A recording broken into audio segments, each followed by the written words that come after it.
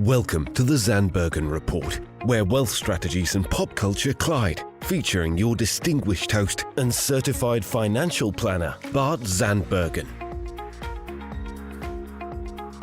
Welcome to our show of Dream Chasers and Wealth Makers. We are thrilled to be back in the studio today with a new episode of the Zandbergen Report.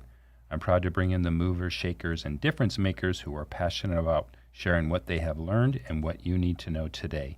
And today, I'm pleased to welcome in studio Suzanne Justice, one of the best names on the planet. Suzanne, how are you today? I'm doing well. Thank you so much for having me. Of course, of course. Well, I can't wait to dive in, so I'm going to do a nice little introduction for you. And I see here that you've been in the staffing industry for over 14 years, and you have successfully led teams of some of the largest staffing agencies in both Washington and Oregon, including the second largest global staffing agency, and that you have found dream jobs for tens of thousands of candidates, and in turn help your clients find the right fit for their teams. You're passionate about the staffing industry and enjoy building long-lasting relationships with clients and candidates. So your company name, Blake Rian Staffing, began in 2018. And when you had a 15-month-old son at home and one on the way, you decided to conquer your fear and open your own business. And you named it after your daughter, Blake Rian. So I have a question for you. What happened to your son? Everybody asks me that. We've actually talked about our next venture. We're going to name it Jax or JR because his name's Jax Robert. So we thought about maybe doing property, like one of our property management companies, JR Properties, or if we ever open like a fine dining restaurant, we'd name it Jax. Okay, so I'm pushing for Jax here. I don't want him left out. All right. I need to finish your intro to give you the proper accolades. So through your journey, you joined the WBENC Women's Business Enterprise National Council, and your passion for empowering women and helping lift them to achieving their goals, and your experience and big business accomplishments have caught the eye of T&S Publishing, and from there, this is impressive, you have become a 3-time Amazon best-selling author. Awesome. Thank you. Does that mean it's 3 different books? 3 different books, yep. And one of them is a bestseller in the U.S. and internationally. Wow. Okay, we're going to dive into that. Okay, and then also along the way, many wonderful accolades: preferred diversity supplier from Staffing Industry Analysts, top HR consulting firm from HR Tech Outlook magazine, face of corporate recruiting by Orange Coast magazine, and 2 from Riviera magazine, Dynamic Women of Orange County, and then Power Player, both by Riviera magazine. And then you mentioned, are both of those in 2 states, both Orange County and Dallas? And yes. Mm-hmm. Very, very good. Well, with that, welcome to the show. Thank you. So it's been a crazy year. Yes, it has. So how has let's start with your business and then how it, if it pertains to the staffing industry in general. Maybe yours was different than the rest of the staffing industry, but how this last year has affected you? Different divisions, it affected us differently. So one of our really large divisions in 2019 was hospitality. And so we worked with a really large company who does all of the corporate events and catering for Microsoft, Amazon, just the really big players. And so that all ended essentially March of last year. Yeah. And so we really had to pivot, and we just looked at different industries. We opened up a healthcare division. We started staffing nurses and really anything in the healthcare field.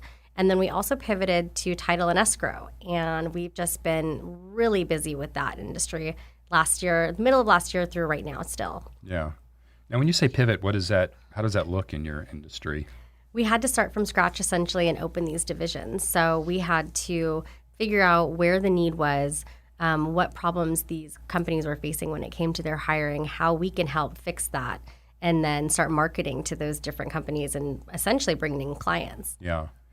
So your pool of candidates, I mean, when you enter a new industry is zero? Yep. Start from the beginning. And I'm sure your many, many years of experience shows you and tells you what you need to do to get the right candidates, right? Yes. And so each division is different. So when you're staffing for or recruiting for title escrow people, it's obviously a lot different than healthcare. Healthcare is really difficult. There's a ton of competition. There's a ton of other agencies. And so we really had to find the best marketing strategy for each candidate and each line of business, and then really put that into place and work pretty hard to get candidates and let them know, hey, we're out here now, we're doing this as well, we want to work with you, but I have a great team. And so they were able to bring it all together. Okay. All right. What were some of the biggest challenges you faced when you actually just started your business? I mean, I see the motivation. You have a baby at home and one on the way, but what were some of those challenges? You know, it was scary, honestly. You know, I started my business. I had 0 clients, but I had reached out to clients that I'd worked with in the past, and I hadn't worked with them directly in probably 5 or 6 years, but I just always kept that relationship. So I'd still do like quarterly lunches with them or just check in, see how they were doing. And so they were the first 3 to sign my contracts. So that was really exciting. I think realizing what goes into owning your own business is very different. When you work for a huge global corporation, you have a payroll company or a payroll department and a marketing department and finance, and you don't think about where does that money actually come from. Seemingly unlimited finances, exactly, right? And I was self-funded, so we didn't do any business loans. So we were, you know, our savings went into launching the business, which was obviously scary, but it worked out luckily. Knock on wood. Did you get a brick and mortar, or do you even need to do that? I didn't at first. For the first, I think, 6 months, I was remote, and then I did get an office in Bellevue, Washington, where we were at the time. So that's our corporate office, and I did that. I actually still have an office out there, and that was our first brick and mortar office. Yeah. Okay. Multi-state. Right. Do you think that other HR company? Recruiting companies have had the same issues that you had this year? Oh, definitely. I think a lot of them had, especially when you work with really big like master service provider clients where all of your ducks or eggs are in one basket, if you will. I mean, and those clients start shutting down or start laying off. I think a lot of the big companies did see a big hit in revenue as well. And with staffing industry analysts, they do send out kind of the finances and where people are going up and down. And so I did see a pretty big drop in some of the revenue last year, which was anticipated. Yeah. Now you're not a PEO, right? You're with placement. Right. Okay. So we do contract, direct hire placement, and then we also have a managed service where a company can hire us and pay a monthly fee, and we do all of their internal recruiting for them. Oh, okay. Yeah. So tell us about the books. So I originally, the first book I did was Women in Business Leading the Way, and it's 12 CEOs who are all women, self-started, founded their corporations, and talks about, you know, how we got into the business and our story. Then there was a spin-off of that of leading. It's called Breaking Through, and it was myself and another 12 women, different women this time, and really just talking about how now that we've gotten our businesses started, how we continue to build our businesses, what tips would we give other entrepreneurs. So those were together, and I did a separate one called Leading Through the Pandemic, and that was the international one, which was really fun and interesting. And that was also with a book of 12 other CEOs, but these were all from different huge corporations. And so it was really interesting and neat to meet all of these different CEOs who are running, you know, global companies, and some were small like mine, but that was a lot more, I would say, personal, and it was a lot more vulnerable, which was very uncomfortable for me. I was like telling my actual story, but it was pretty amazing, and it was amazing to see the stories of the other CEOs and what they've done to keep their businesses going and help their employees, and you know, again, tips and suggestions, or you know, words of wisdom, if you will. So how many months into the pandemic did you think about writing the book about the pandemic? I think we started it, I want to say it was February, April of last year. I can't remember exactly. So it's a few months in. It wasn't a long time. I think people were still kind of just understanding and realizing this isn't going away. And so it's interesting to see how all companies pivoted, and especially with the really small ones. It was sad to see the ones that have gone out of business, or ones that just can't find a way to make it back. And so I think that's a really good point. There are some industries like hospitality that's a pretty hard pivot, hospitality and restaurants when you're shut down. But I have been impressed with the ability of some companies to kind of find the lemonade out of lemons and and change their from your perspective, instead of working with hospitality, you went to healthcare. So pivoting to that sort of degree to make the most out of it. Yeah, and I think, owning my own business, I was really happy to have that ability, because I feel like if I was with a larger corporation, there wouldn't be that flexibility. It'd probably at that point be, unfortunately, there's just no more business, or you have to find a way to make this work. Yeah, so, right. Yeah, it was a good learning experience. It was very humbling, I think, for sure. How long does it take you to whip out a book like that? Oh my gosh, I think the first one was longer, because it was pre-pandemic. So we were doing TV appearances and we were doing webinars before it actually launched all the way. Yeah. But I think it was probably 4 months about each. Yeah. Wow. So. Okay. I'll have to look for it. They're on Amazon.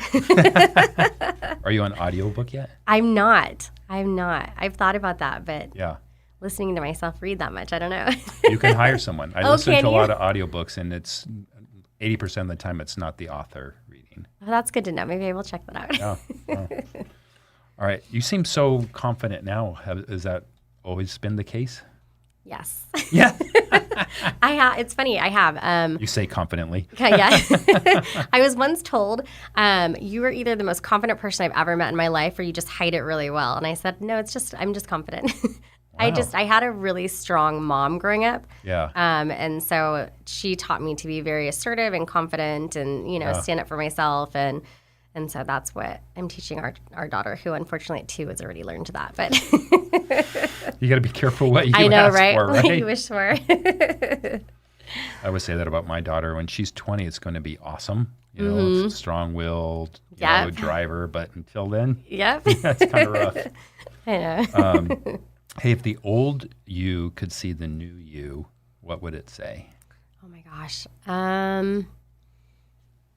I would say probably invest in yourself sooner. I wish I would have started my company sooner. I thought about it back in 2016, and I got too scared. And I wish that I would have actually done that sooner and taken the leap of faith. And I feel like I'd be so much further now. Yeah. That is such a common response to that with people who go self-employed, myself included. Like, should have done it sooner. I know, right? Like, what really was I waiting for? Yeah. The confidence. Yeah, exactly. Feeling, because you never really are prepared, right? I mean, you're never 100% like, yes, I'm ready. I'm not going to fail. Everything's going to be amazing. So yeah. I think it just took a little longer. I find it similar to people who are like, I'm waiting to have a baby. I'm going to have a baby when, we're ready, when this happens and that happens. Well, never.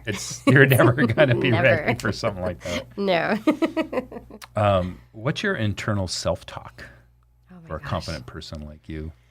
I think for me, a lot of it is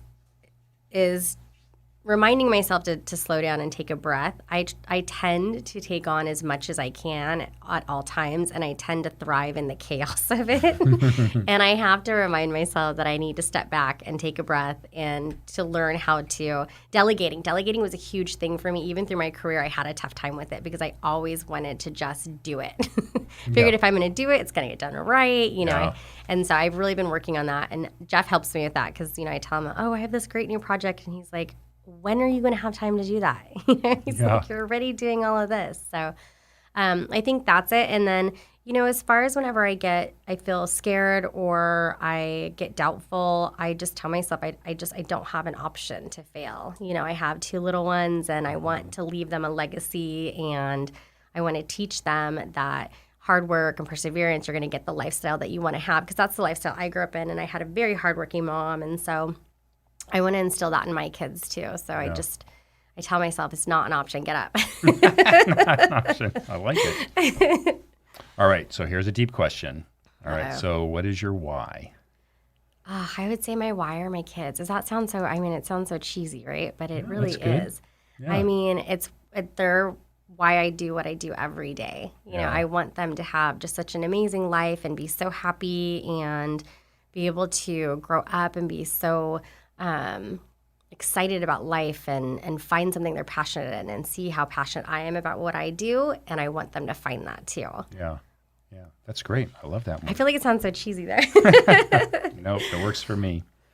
So I ask this because I find that there's commonalities between people who run their own business and are somewhat type A and confident, so everything that you are. So what's your morning routine like? Oh my gosh, my morning routine is crazy. So I get up and I typically help Jeff get the kids ready for school. So bath time, feeding, all that fun stuff. And then we switch off driving. So if I drive, my favorite thing to do is after dropping them off at school, because they go to private school in Laguna Niguel, is I actually drive all the way down to Starbucks in Dana Point. And I get my coffee. And then I drive all the way down PCH to get home to Newport Coast, because for me, I don't know, there's something about it calms me, I feel like. Mm-hmm. And so that is typically, I'd say at least three times a week. That's my morning routine. Yeah. Okay. And then once you get home, is it just? It's just work. Yeah. Yep. Oh. Hop on my computer. I'm actually looking at because I have an office in Newport, but I'm working virtually, and I'm actually looking at starting to work in office now, because I've realized I just don't love working at home. Yeah. It's too distracting. Right. I find other things I can do or go run errands or so. I'm hearing that a lot. Are you? I'm just ready to be in an office. Yeah. So what book has influenced you the most? Oh my gosh. That's a hard question. I can't remember the last time I read like a full book, because I've just been so busy. Yeah. All right. That's okay. All right. So a fun question. What's your best purchase under $100? Ooh, my best purchase under $100. Let me think about that for a second. I would say probably, I'm trying to think of clothing or like a pair of shoes. I have a pair of shoes that I wear every single day, but that's a really good question. Oh, you'll come up with it. Yeah, I got to think of that. Have you ever stumped anybody with that? I usually, sometimes, putting them on the spot like that. Lately? Trying to think of what I even have purchased for myself lately. Isn't for children. Well, maybe it's something for one of your kids. That's Kept true. them busy. What's your guilty pleasure? It's embarrassing. Come on, you're among friends here. I love reality TV. I'm like addicted to reality TV. All right, so which that one, is my guilty pleasure one is for it? sure. What do you like? I love the Housewives of Dallas. I really do. I watch it a lot. All the time. Mm-hmm. I just think, it's funny. I think the Texas, that whole lifestyle in Dallas and just the Southern Belle, I think is just so appealing and just so fun to watch. I don't know why. I think that's so great. And then Law and Order SVU. I will marathon that like days. Yeah. I've watched it forever. And it's funny. Jeff's like, haven't you seen this episode like 5 times? I'm like, I just love it. So you have seen every episode multiple times? Probably. Mm-hmm. And they just started a new season, and Stabler, one of the main characters, finally came back. And I was like so excited to watch that episode. Wow. So, yeah, I know. Wow. I need to find better hobbies. Okay. All right. So this is a great learning experience here. I've never seen an episode of that, by the way. You haven't? Oh, my gosh. No. It gets addictive. Okay. Good to know. I might want to stay away. Yeah. What tips would you give a young entrepreneur, and whether it's a woman in business or any person in business that is looking to get started, do it on their own? I would say the number one thing I always try to tell people, or when I do any type of mentoring, is make sure it's something that you love and that you're passionate about. Don't just start something to start a business, because you won't be as successful if you wake up every morning and you're like, I just love what I do. Yeah. And also make sure that you do your due diligence. One of the things that's funny, I did a podcast the other day, and they asked, what's the biggest marketing mistake you ever made? And I said, well, honestly, in the beginning of my company, I didn't do any marketing. And now I'm like, what was I thinking? But do your due diligence and really, make sure you set yourself up and your brand and figure out the messaging you want. I've gone through a couple where I've talked to marketing people and they want to change this and that. And I say, but that's not my company. That's not what I'm trying to do. And so just make sure you stay authentic and you really put together something that is you and you want to really grow. Mm-hmm. Yeah, that's a real good one. And it's so true, right? Who was it? Benjamin Franklin says, do something you like, and you'll never have to work a day in your life. Yep. May not have been Franklin, but someone said that.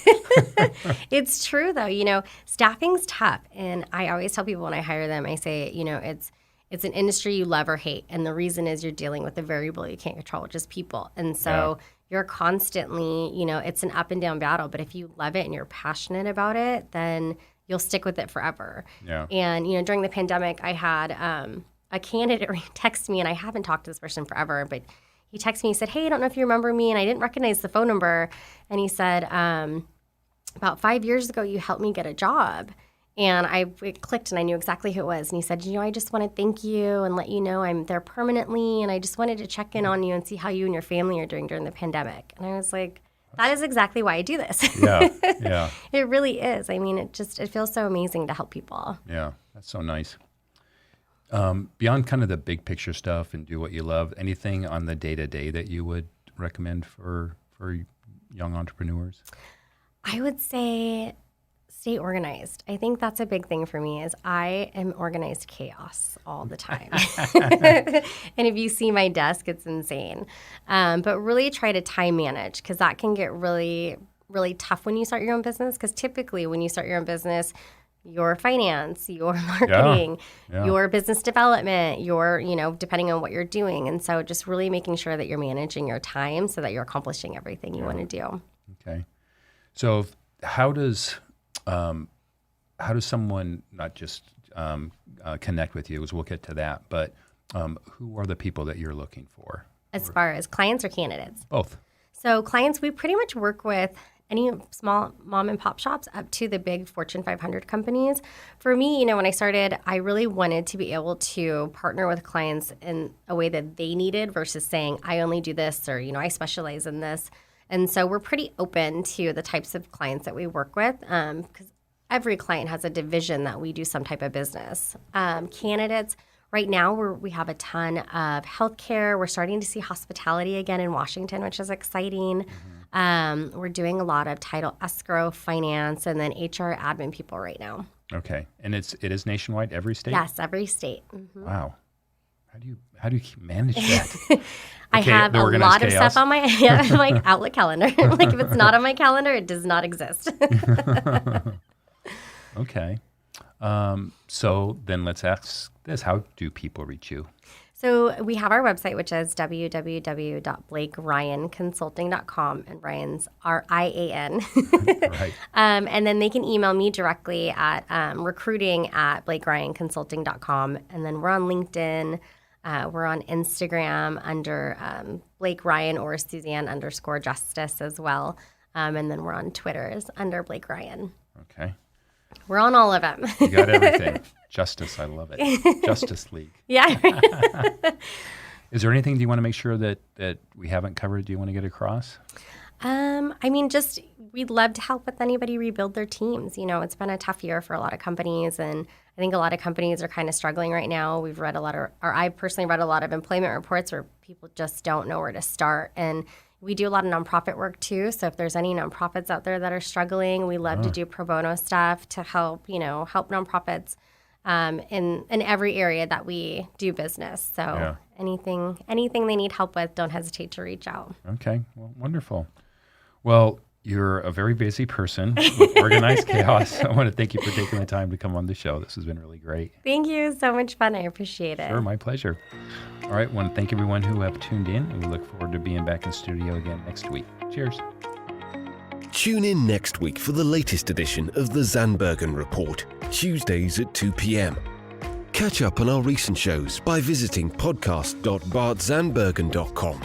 The Zandbergen Report is also available on iTunes, iHeartRadio, and Spotify.